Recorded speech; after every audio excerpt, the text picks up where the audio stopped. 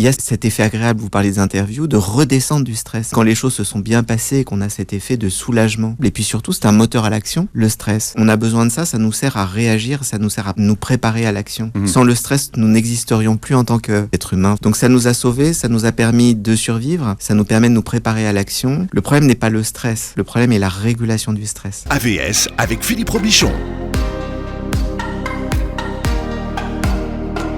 Tiens, ce matin, on va dire AVS à votre stress. Avec ou sans stress, mais d'ailleurs, le stress, on en a besoin. J'ai invité le docteur Feel Good ce matin. Bonjour David Gourion. Bonjour. Alors, vous avez hérité de ce surnom, hein, docteur Feel Good. Oui. Ça a été personnage de BD à une époque de votre vie. Personnage de BD et puis groupe de rock avant. Hein. Moi, une période que j'ai pas bien connue, mais ouais, c'était un groupe de rock.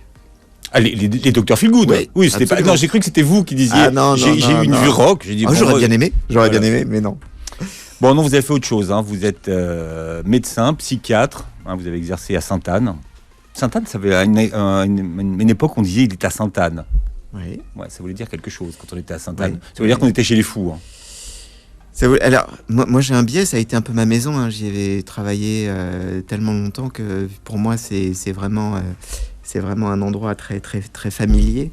Mais c'est vrai que il y a beaucoup de stéréotypes encore hein, sur les hôpitaux psychiatriques, sur la psychiatrie. Vous publiez Anti-stress, la méthode simple pour soigner l'anxiété et la déprime aux éditions Marabout. Donc aujourd'hui, entre 0 et 10, vous êtes combien? À quel niveau de stress? Là, en début d'interview, comme ça, je dirais 3-4. C'est beaucoup ou pas? J'ai pu avoir plus, hein. J'ai pu surcoter dans mes scores. Hein. Et en général, en fin d'interview, ça va mieux ou c'est... En général, je suis à -3 en fin d'interview. Ah oui, donc voilà, tout augmente. Le stress, on en a besoin finalement. Ouais. On a toujours l'impression que le stress, c'est quelque chose de négatif, mais pas que. Heureusement qu'on en a un peu de temps en temps parce que... D'ailleurs, il y a cet effet agréable, vous parlez des interviews, de redescendre du stress. Je ne sais pas si ça vous fait ça, vous, parfois, mais quand les choses se sont bien passées, qu'on a cet effet de soulagement. Je ne sais pas, après une intervention devant des collègues, etc., les gens sont contents, ça se passe bien. Et on a eu ce petit shot d'adrénaline, si j'ose dire. Je pense que c'est pas très éloigné de ce que le parachutiste peut ressentir. C'est pas si désagréable. Et puis surtout, c'est un moteur à l'action, le stress. L'étudiant sans stress ne va pas bosser ses examens. La personne qui a une activité professionnelle importante ne va pas donner le maximum d'elle-même. On a besoin de ça, ça nous sert à réagir, ça nous sert à nous préparer à l'action. Sans le stress, nous n'existerions plus en tant que on est des petits mammifères, hein, les êtres humains, faut pas se raconter d'histoire. On aurait été bouffés par nos prédateurs. Vous imaginez, à la cool, le prédateur arrive, on est tranquille. Donc ça nous a sauvés, ça nous a permis de survivre, ça nous permet de nous préparer à l'action. Le problème n'est pas le stress, le problème est la régulation du stress. Comment est-ce qu'on peut évaluer, ceux qui nous écoutent, notre niveau de stress? Est-ce que c'est quelque chose que chacun d'entre nous peut faire? Bien sûr, et le simple fait de l'évaluer régulièrement, on a pu montrer scientifiquement que ça permet de mieux le réguler, de mieux le contrôler. Ce que vous faisiez, prenez une échelle de 0 à 10, 0, vous imaginez que c'est vraiment totalement détendu, vous êtes en vacances, les doigts de pied en éventail, et 10, c'est la pire peur que vous ayez vécue dans votre vie. Et donc vous avez là une échelle, comme pour la douleur, une échelle, on dit en médecine, une échelle visuelle analogique, de votre niveau de stress. Le simple fait d'y être attentif régulièrement est déjà une première technique toute simple pour mieux le réguler. Vous savez, c'est comme quand on se dit, est-ce que j'ai mal dans le dos, est-ce que je me tiens droit, puis le simple fait d'y faire attention fait qu'on se remet un peu... On se redresse. On se redresse. C'est pareil pour le stress. Si je me rends compte que je suis à un niveau un peu élevé de 3, 4, 5, 6, peut-être que le simple fait de le savoir fait que je vais déjà utiliser des stratégies pour essayer de le réguler un peu. Alors, pour comprendre, votre livre, c'est une méthode de régulation du stress. Vous êtes un peu directif avec le lecteur. Pourquoi ?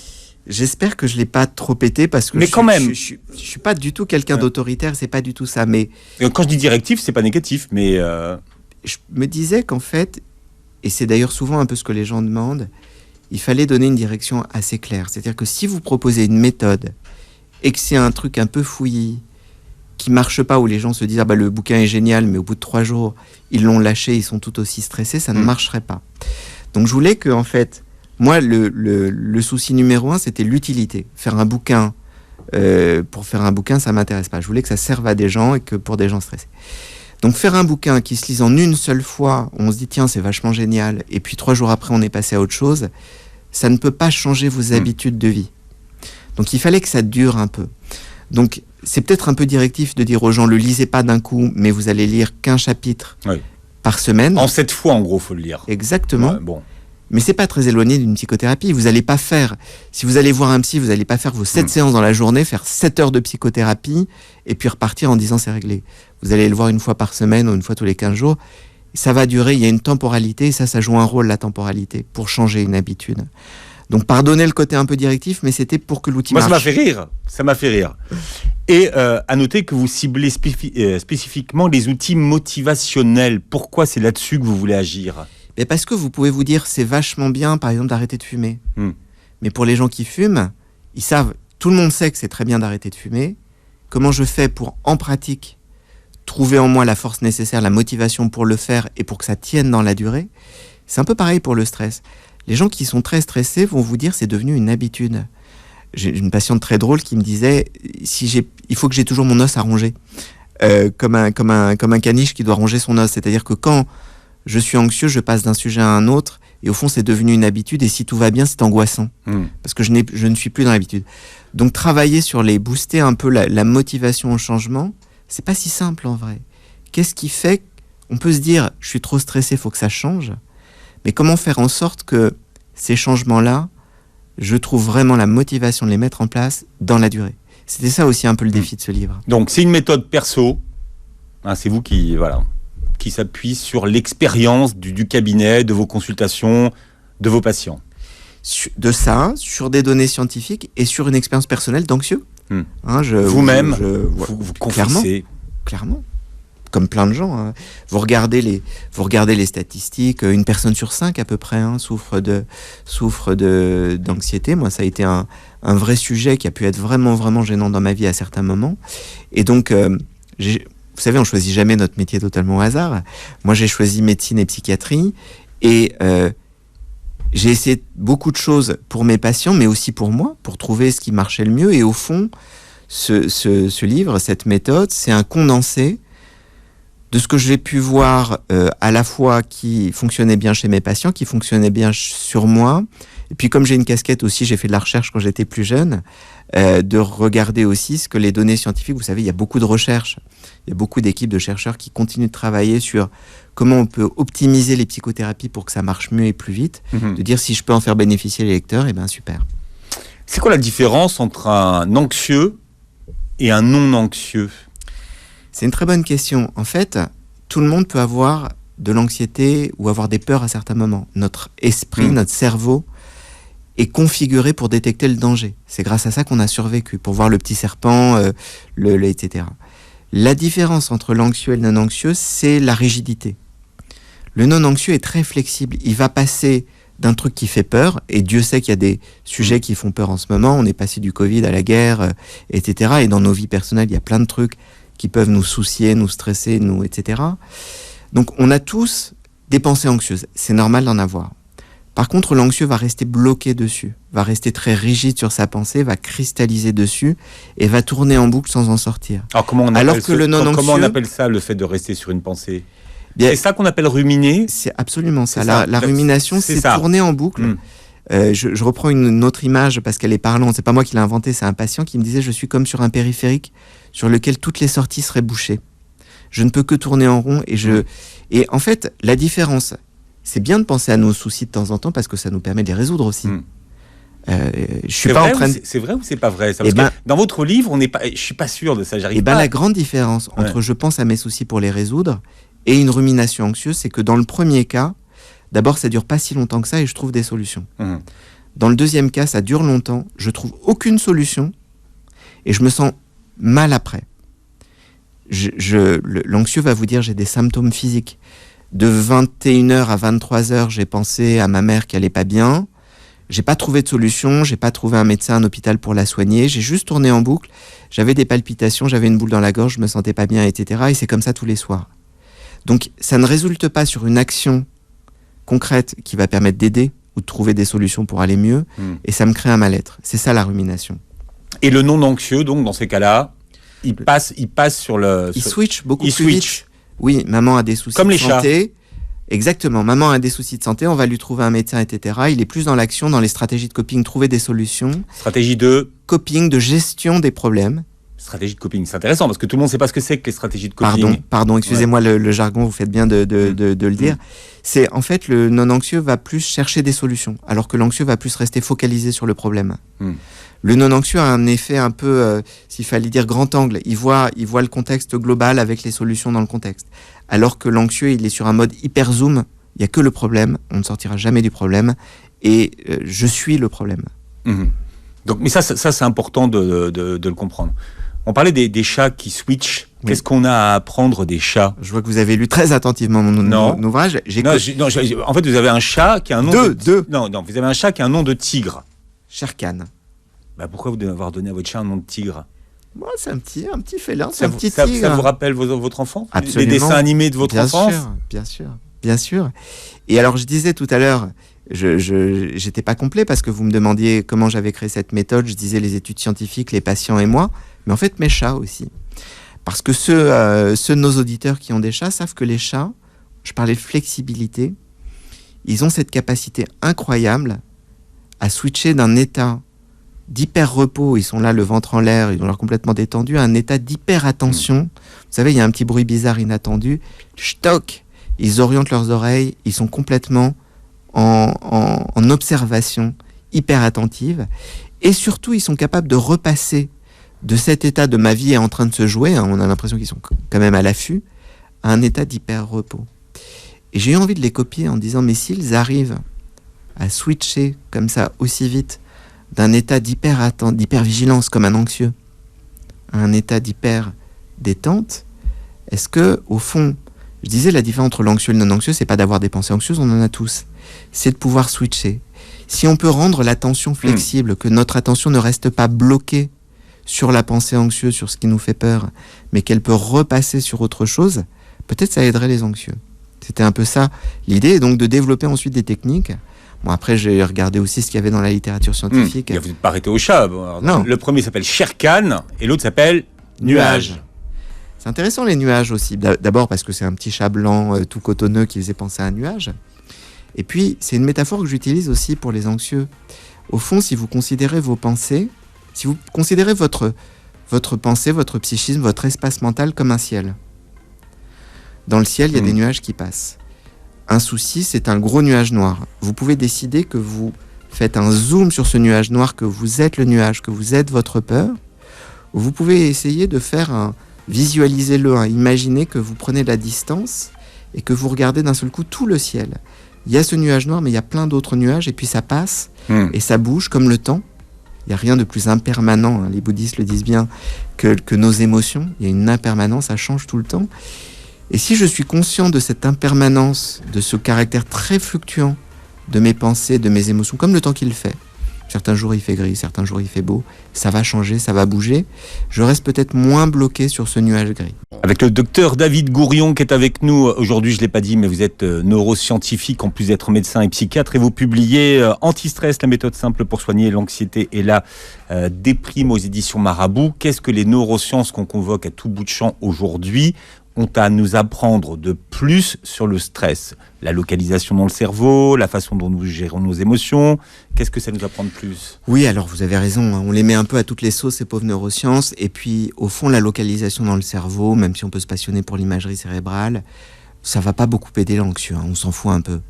Par contre, il y a un aspect, je trouve très intéressant des neurosciences, c'est tout l'aspect de ce qu'on appelle, pardonnez-moi le jargon, ce qu'on appelle les biais cognitifs. Les biais cognitifs, c'est que notre cerveau n'est pas un ordinateur. Pourquoi ? Parce que je redis, on a dû survivre dans des environnements extrêmement hostiles. On a vécu, on avait des prédateurs, on risquait de se faire bouffer 10 fois par jour par les lions, etc. Donc notre cerveau a dû développer des mécanismes de survie.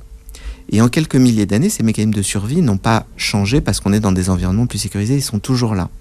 Donc ces biais cognitifs, c'est des sortes de petits raccourcis que notre cerveau prend pour essayer de gagner du temps, et ce qui fait qu'on n'est pas toujours si rationnel que ça. On est des êtres irrationnels, ce qui nous rend d'ailleurs beaucoup plus sympathiques que si on était des robots ou des ordinateurs.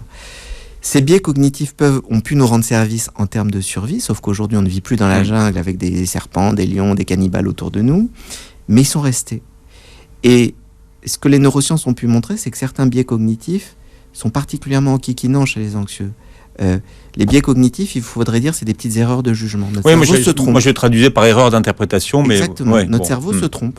Notre cerveau est un petit prestidigitateur qui nous fait prendre parfois des soucis majeurs. Moi, je me suis fait des soucis incroyables pour des trucs qui sont jamais arrivés dans ma vie. Je sais pas pour vous. Ça, il faut expliquer. Pour vous, un problème qui n'est pas arrivé n'est pas un problème. Oui, mais notre cerveau ne le sait pas.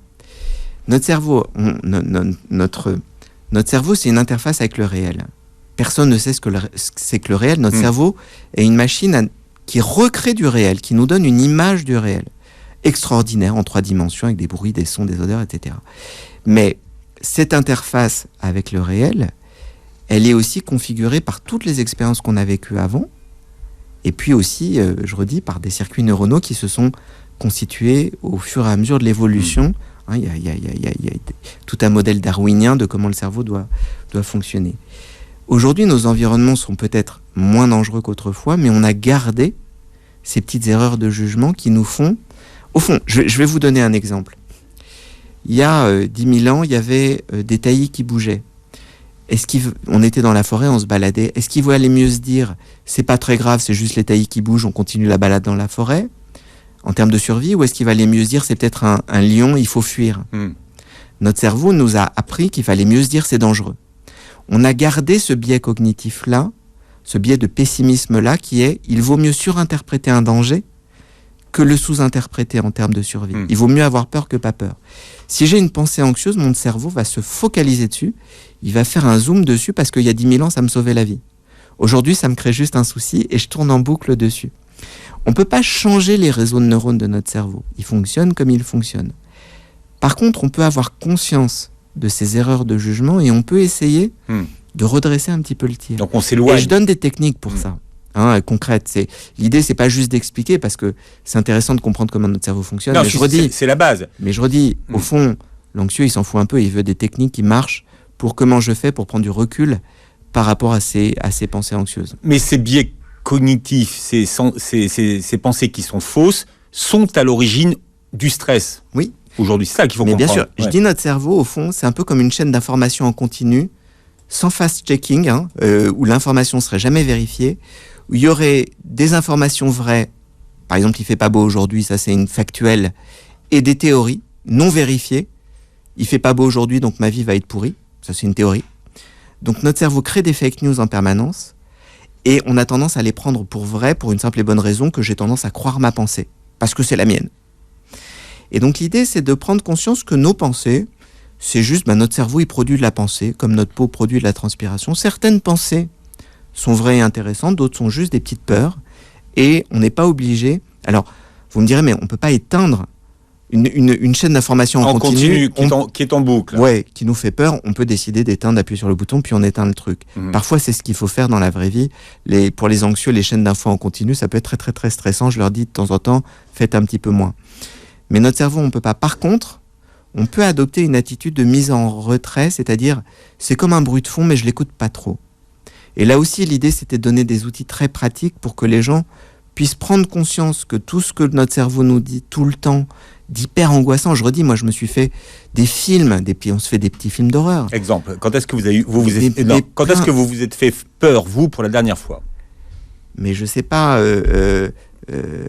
imaginez vous, l'ancienne anxieux, je m'en fais tous les jours. Qui s'est soigné. Je m'en fais tous les jours. Moi, dans mon métier, je soigne des gens qui peuvent avoir des idées noires, aller très mal, des ados qui peuvent avoir des idées de suicide, etc. Donc, je vais toujours imaginer que peut-être cet ado, etc., va très très mal, va faire une bêtise, etc. Et plein de fois, et du coup, je vais passer un petit SMS, comment ça va, et puis je vais être rassuré. Donc, mon cerveau, il me crée sans arrêt, etc. Et j'avais besoin pour moi-même, sinon vous imaginez le psychiatre qui serait angoissé tout le temps, ce serait terrible pour ses patients. Donc, j'avais besoin aussi de créer pour moi des stratégies et puis de présenter celles que j'ai pu créer, aussi celles qui qui sont connus simplement comme fonctionnant correctement. Je vais quand même citer mes sources, les thérapies comportementales et cognitives.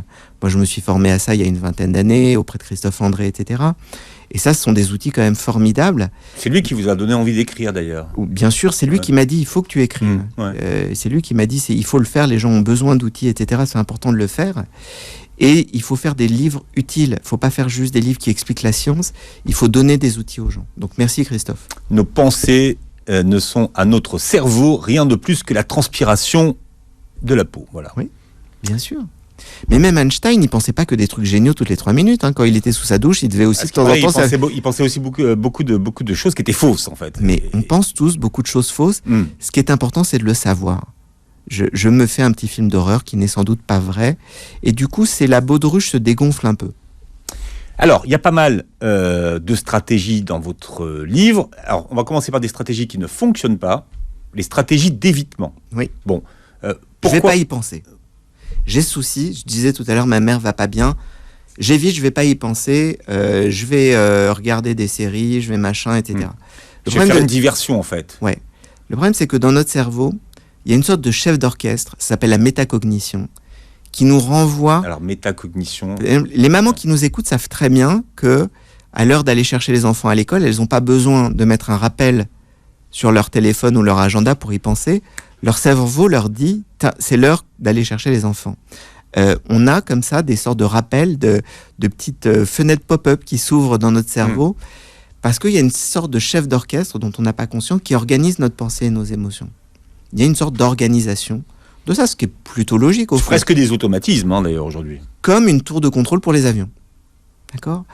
Et l'idée, c'était plutôt de dire que... je vais rester sur la métaphore de la tour de contrôle et des avions. Si les pensées anxieuses, c'est des avions qui ne vont pas dans les bonnes directions, on pourrait appeler à chaque fois le pilote de l'avion en lui disant « Dis donc, tu ne vas pas dans la bonne direction », mais ça prendrait un temps fou parce que des avions, il y en a plein. Là, l'idée, c'était de dire on va plutôt travailler sur la tour de contrôle et faire prendre conscience des mécanismes, le chef d'orchestre qui fonctionne pas très bien, la tour de contrôle qui envoie un peu les avions n'importe où, nos pensées anxieuses, il y en a trop, et donc on va essayer de reconfigurer, de travailler avec cette tour de contrôle. Et il y a je cite Adrian Wells notamment, des équipes anglaises qui ont beaucoup travaillé sur la métacognition, de dire plutôt que travailler sur chaque pensée anxieuse, on va travailler sur les processus globaux qui permettent de mieux réguler nos pensées, nos émotions. Pardonnez-moi le jargon. Non, la métacognition, c'est la façon dont on pense nos pensées. Absolument. Voilà. Absolument. Mais c'est passionnant, ça. Les êtres humains, on est capable de penser notre pensée. On est capable. Le fait que je sois capable de dire je suis un anxieux, c'est une pensée sur ma pensée. Je suis conscient de la façon dont je suis structuré. Bon, donc les stratégies d'évitement ne fonctionnent jamais, ni dans les addictions, ni dans les régimes, ni dans les... Parce que ça va vous revenir en boomerang. Ça va vous revenir, votre cerveau va vous le rappeler. La fenêtre pop-up va se réouvrir régulièrement en disant mais si tu as des problèmes d'argent, tu as des problèmes d'argent, ou tu as des problèmes de santé, ou tu as des problèmes machin. Donc ça va revenir. Donc la stratégie d'évitement, elle ne marche que très temporairement et ça revient vraiment de façon douloureuse. Et puis, je vais vous dire un petit secret, ne pas régler ses problèmes dans la vie, c'est pas la meilleure façon de pas être anxieux. On a plutôt intérêt à les régler. Simplement, je donne une technique qui est ne soyez pas le valet de vos soucis. Nos soucis nous convoquent toutes les... Si vous avez un collaborateur ici à la radio qui vous appelle cette nuit à 3h du matin en disant on a un problème d'approvisionnement de stylos, vous allez lui dire t'es gentil mais tu m'appelles pas à 3h du matin pour me dire ça, on en reparle demain. Nos pensées, on a tendance à toujours vouloir répondre en permanence. On peut les recadrer, on peut leur donner des rendez-vous, on peut ne pas être le valet de nos peurs. Alors il y a une stratégie, enfin il y a plusieurs stratégies, il y a les stratégies de rendez-vous fixés à vos soucis. Donc qu'est-ce que c'est ça ? Qu'est-ce qu'on appelle ça ? On va les recadrer, comme ce collaborateur qui vous appellerait à 3h du matin, vous allez lui dire non, on va se donner rendez-vous demain à 17h, on parlera de ce vaste problème d'approvisionnement de stylos dans le studio. Mais c'est pas mal. Voilà. Donc on peut, plutôt que de tourner en boucle sur un souci à 23h30 qu'on ne peut pas résoudre, se dire ça, toi je t'évite pas, je te mets dans un tiroir, par contre demain, on a rendez-vous pour de vrai, à 16h, parce qu'entre 16h et 16h15, j'aurai le temps de traiter un peu ce problème-là, de passer 2-3 coups de fil, de le régler pour de bon, mais c'est pas maintenant. Je dis pas que c'est magique et que ça marche tout de suite, mais que si on s'entraîne, au bout d'un moment, on y arrive, et le collaborateur, il finit par comprendre qu'il faut arrêter de vous appeler à 3h du matin. Donc c'est ça, On prend rendez-vous, on recadre. Et on recadre et on s'en occupe quand c'est le moment. On recadre nos pensées comme on le ferait avec quelqu'un d'extérieur qui viendrait toutes les 3 minutes nous dire gère tes problèmes. Non, je choisis quand et où. Alors on parle de stress et d'une méthode justement pour juguler, on va dire. Réguler le stress avec le docteur David Gourion, qui est notre invité. Anti-stress, la méthode simple pour soigner l'anxiété et la déprime aux éditions Marabout. Et vous expliquez que finalement, la rumination, c'est un processus et c'est contagieux. On peut co-ruminer ensemble. Oui, absolument. Alors ça, c'est un truc très fréquent, en particulier dans les relations mère-fille. Il m'arrive de voir des patientes qui me disent, je dis pas que les hommes le font pas aussi, mais peut-être un petit peu moins, quoique j'aime pas les généralités sur le sexe, mais il y a souvent ce côté, j'ai des soucis, je veux en parler à quelqu'un, ça va me faire du bien. Le problème, c'est que si ça devient une co-rumination à deux, c'est-à-dire qu'avec maman, on a parlé pendant 2 heures de nos soucis respectifs, et loin de se rassurer mutuellement, on s'est co-angoissé toutes les deux en même temps, on a fait monter notre niveau de stress, et la patiente me dit, ça va bien dans la journée, mais j'arrive plus à m'endormir, j'ai plein de trucs, etc. Et en fait, il faut prendre garde à ces co-ruminations, c'est-à-dire que, je vous donnais un petit secret que je donne quand je donne des cours aux internes en médecine, aux étudiants en médecine. Je leur dis, un premier secret, c'est ne rassurer jamais un anxieux. Pourquoi ? Parce que ça ne marche pas. Quand vous rassurez un anxieux, d'abord, il faut savoir que vous allez lui apporter un soulagement, mais extrêmement temporaire, parce qu'il va recréer lui-même ces petites fake news, comme on en parlait tout à l'heure, parce que c'est une chaîne d'infos en continu très, très angoissante. Et qu'on croit ce qu'on pense. Et que deuxièmement, plutôt que de l'inciter, vous savez, c'est la métaphore de plutôt que donner du poisson à un pauvre, apprends-lui à pêcher. Il va pas internaliser un sentiment de sécurité, il va considérer qu'il est dépendant de quelqu'un pour le rassurer. Et en fait, vous ne l'aidez pas. Je dis pas qu'il faut jamais rassurer les gens, mais je dis qu'un anxieux qui vous demande la réassurance tout le temps, vous allez le rendre dépendant de vous et vous n'allez pas tellement l'aider, parce que la meilleure aide pour l'anxieux, c'est de développer des outils qui lui permettent de s'apaiser lui-même. Un enfant, bien sûr, il faut savoir le rassurer, mais il faut aussi lui apprendre des techniques pour se rassurer tout seul. Si la seule façon de se rassurer, c'est que maman vienne me chercher à l'école quand je suis anxieux, ça va devenir un enfant qui aura une anxiété de séparation, qui aura tout le temps besoin de sa maman. C'est pareil, les co-ruminations. Si j'ai toujours besoin de quelqu'un pour calmer mes angoisses, je fais grandir ces angoisses. Je les arrose et donc elles vont pousser. Je les entretiens. Mais il y a des gens qui aiment ça, C'est ce que je disais. Il peut y avoir un côté un peu addictif du stress et des... C'est pour ça que je disais, il faut travailler sur la motivation, comme chez un fumeur. Comment vous motivez le fumeur ? Il sait que c'est pas bon pour lui, mais il fume quand même en se disant, c'est mon plus grand kiff, c'est de penser, c'est de fumer. Je sais que c'est très mauvais, mais c'est mon plus grand kiff. Vous savez, une ambivalence comme ça. Chez les personnes anxieuses, il y a une ambivalence. Je déteste être anxieux, mais mon plus grand kiff, c'est de penser à mes soucis. Donc, il faut des techniques motivationnelles pour réduire un peu ça. Vous parliez tout à l'heure des gens qui n'arrivent pas à s'endormir le soir. Comment on agit justement pour les personnes qui ruminent et qui finalement ruminent parce qu'elles n'arrivent pas à s'endormir et qu'elles disent mais en plus demain je dois me lever tôt, je serai pas en forme. Alors un petit truc en exclusivité, c'est quand vous voulez vous endormir, la pire chose à se dire, c'est il faut que je m'endorme, sinon demain je serai pas en forme, ça va être catastrophique. Parce que quand vous faites ça, vous dramatisez votre difficulté à vous endormir, vous augmentez votre niveau d'anxiété, vous augmentez vos niveaux d'hormones du stress, d'adrénaline, de noradrénaline. La résultante, c'est que vous ne dormirez pas. Au même titre que si je vous dis pensez à tout ce que vous voulez sauf à un ours blanc, vous allez penser à... Un ours blanc. Donc en fait, il faut se dire... Pourquoi ? Parce que pour faire quelque chose, pour ne pas faire quelque chose, le cerveau a d'abord besoin de le faire. Exactement. Donc, plutôt que de se dire « il faut absolument que je m'endorme, il faut que je lutte pour m'endormir », ça ne marchera pas. Vraiment, ça ne marchera pas. Dites-vous plutôt l'inverse. C'est pas très grave si je dors pas. Moi, je vais vous dire, moi j'ai longtemps pris des gardes. Je vous assure, on peut faire des nuits blanches et puis le lendemain, on est un peu moins en forme. C'est pas un drame, on peut fonctionner. Et il faut le dédramatiser. Il faut vraiment le dédramatiser. Moi, j'ai une petite technique qui marche hyper bien sur moi, c'est je vais même lutter contre le sommeil. Alors, un quart d'heure après, je suis endormi. On fait l'inverse. Exactement. Votre méthode Il faut hacker notre cerveau. Il faut pas aller dans le sens... Voilà. Il faut pas aller dans le sens de ce que l'anxiété nous dit de c'est très grave si tu dors pas. Non. Redites-le, il faut... hacker notre cerveau. C'est la base. Voilà. De tout. Alors, votre méthode a son propre rythme. On va dire pour ceux qui nous écoutent, donc déjà on est sur combien de semaines à peu près ? Alors, on est sur 7 semaines.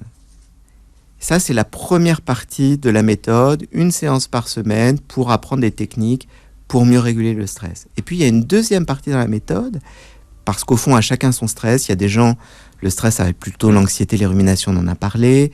Il y a des gens, ça va être grignoter. Il y a des gens, c'est les tocs, etc. Donc, j'ai voulu essayer de proposer des outils un peu spécifiques, des modules un peu, des sortes de petits protocoles comme ça pour chaque forme d'anxiété. Donc ça, c'est dans la deuxième partie. Vous dites que c'est important, comme on l'a fait en début d'émission, de mesurer son niveau de stress parce que ne s'améliore que ce qui se mesure. Aujourd'hui, il y a beaucoup d'applications qui existent. Qu'est-ce que vous conseillez comme application pour mesurer aujourd'hui, après l'émission, notre niveau de stress ? Mais vous savez, il n'y a même pas forcément besoin d'application. Dans le livre lui-même, on met une simple feuille où on mesure le niveau de stress. Et puis, les gens qui sont un peu geeks, vous faites une fiche Excel où vous cotez jour par jour de 0 à 100 votre niveau de stress. Ça vous fera un joli graphique et vous le faites au début de la méthode. Il n'y a même pas besoin d'application. Après, des applications, il y en a plein, il y en a des tonnes qui sont pour certaines vraiment super bien. Je peux faire la pub pour Petit Bambou, pour d'autres, etc. Mais ça fait un peu salon de massage, Petit Bambou. Mais bon. Mais je redis, même des choses très simples, un fichier Excel, ça marche très bien. Alors après, il y a des exercices, l'exercice Bruce Lee. Là. Oui. Affect. Alors, vous aimez bien Affect. Pourquoi ? Qu'est-ce qu'on peut attendre de la méthode Affect ? La méthode Affect, c'est ce qu'on disait tout à l'heure. L'anxieux, il reste trop bloqué sur ses pensées anxieuses, sur ses soucis. Et il a du mal à être un peu souple et à partir ailleurs. Et donc, l'idée, c'était de lui donner des outils pour rendre son attention plus flexible, moins coincée dans les soucis. Comme les chats dont on parlait tout à l'heure, qui sont capables de switcher. Et pour ça, il fallait inventer une méthode, fallait essayer de créer une méthode, de regarder ce qui existait un petit peu.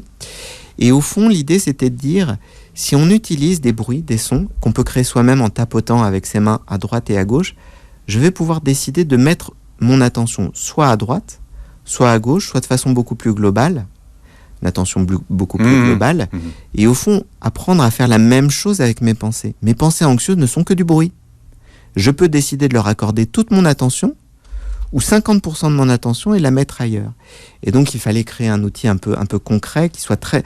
Moi, je voulais vraiment des outils très... L'idée, je reviens, c'était l'utilité, c'est que ce soit utile à tout le monde. Il y a beaucoup de gens qui vont mal, qui sont stressés, qui sont angoissés. On a les chiffres qui montrent que 25% des Français ont quand même des symptômes d'anxiété, 20% des symptômes de dépression, d'insomnie. Et il y a beaucoup de gens qui n'ont pas d'accès. On sait les déserts médicaux, c'est difficile d'aller voir des psys, ça peut être coûteux, etc. Les délais d'attente sont très longs. Donc je voulais un outil très simple et très accessible à tous, avec des méthodes très très simples. Et la méthode Affect, justement, tout le monde peut la faire chez soi, tranquillement, simplement.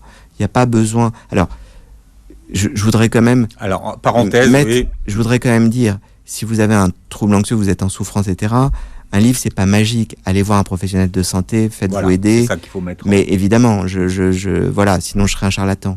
Mais de dire... Sur de l'anxiété légère pour tout un chacun, ça peut être déjà une première approche utile. Vous nous demandez de taguer certaines pensées. Quelles sont ces pensées que vous demandez de taguer ? Qu'est-ce que vous entendez par taguer ? Souvent, tout à l'heure, on parlait des ruminations. C'est quoi la différence entre une pensée anxieuse et une rumination ? Et parfois, on ne fait pas la différence parce que notre anxiété utilise les réseaux de notre intelligence. Elle est sournoise.